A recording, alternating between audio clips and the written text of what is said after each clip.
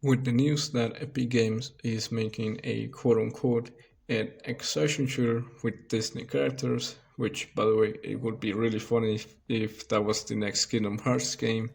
Anyway, this decision probably comes from the massive success of Arc Raiders from Embark Studios, which is actually the second published game, with their first one, The Finals, having a very unique concept to it as a first-person shooter with customizable classes, an environment of a virtual game show that allows them to expand the content and environmental destruction like Battlefield, which makes sense since most of the people working at Embark worked at DICE.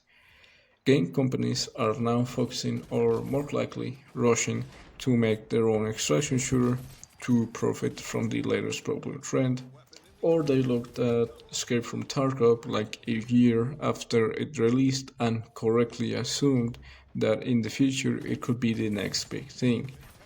But in this video, I'll tell you some challenges future extraction shooters will have to address, and also comparing it to the trend before it, which was Battle Royales.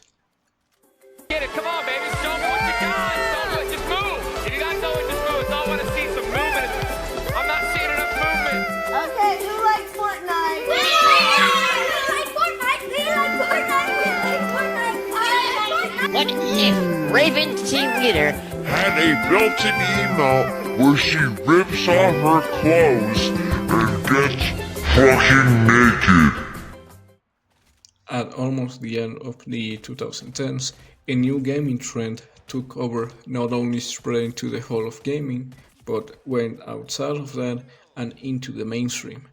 Battle Royales gained popularity thanks to streamers like Ninja playing with Drake while playing Fortnite. You shut up when I'm talking to you. You shut your mouth. Of course, Fortnite was not the first Battle Royale or the one that ignited the fire of its popularity, but it definitely was the one that kindled and kept the fire burning by refining certain aspects of its gameplay, having a cartoony art style that was more appealing to a wider audience, but most importantly, making it free to play, which made all future games adopt this monetization method. Extraction shooters actually have a lot of common with its predecessor like Battle Royales back in 2018. They are currently benefiting from streamers and personalities like the Born Peanut that went from playing Tarkov to Arc Raiders that helped the game become more popular. But also in both type of games, you drop into a map, loot up in different locations, and confront players for better loot. Although the end goal is different. In Battle Royales, it is to be the last one standing, meanwhile in extraction shooters is to extract from the match with all your loot, which leads to completely different speeds the two games are played at. A typical mechanic in Battle Royale is the circle or playable zone that gets progressively more and more tiny, so the players have to fight and a winner is chosen faster. Meanwhile, in extraction shooters, sometimes this isn't present at all, or the playable area is dramatically shrunken at a slower pace than in Battle Royales. And exit points become fewer, or just certain locations are locked off with some sort of environmental hazard, which typically results in a more slower, methodical, and strategic gameplay. Confrontation is almost a given in Battle Royales because by actively hunting down other players, your chances of winning go up. But in extraction shooters, there's a possibility of turning a profit, but also a risk of losing everything when fighting, so avoiding fights becomes another viable option. Of course, the risk of losing everything or turning a profit is part of the fun of the game, but it's also a huge cause of frustration to the player, which typically makes it not everybody's cup of tea. Of course, a game made for everyone is a game for no one. But going back to comparing battle royales and extraction shooters, another thing that made Battle Royales popular is that everyone, in theory, are equal at the start of the match because everyone has the same opportunity to get their weapons. But of course, it's also up to random chance if they get good or bad loot to use, and the previous match does not influence on the next one, so you could play basically on a loop. If you're new to an extraction shooter, you basically build yourself up like any game with each match, like a ranked mode. But instead of getting points, you get better loot. But losing in this case is more punishing, because typically progress in other games is very linear or close to flat. But you never go negative on your progression unless you want to, with like a character reset or entering a prestige level. But of course, in extraction shooters, it is not up to you most of the time if suddenly your progression becomes a negative. Now, I'm going to trace a line, and at one end of it I'll put Arc Raiders and Tarkov at the other end.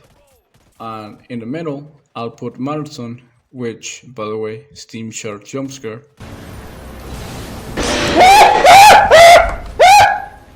No! Just kidding, I'm putting Marathon in the middle because it's literally a nice middle point to my argument, but curiously enough, the Steam chart of each game does actually align with this arrangement, just a funny coincidence but totally unrelated. So Arc Raiders is the quote-unquote easiest of the three, with its focus on PvE more than PvP, with of course the arcs. The proximity chat and the third-person perspective that gives you a wider FOV where you can peek around the corner. Marathon is harder than Arc because it heavily focuses on its PvP, and the decustomization of its different shells adds another layer into its complexity.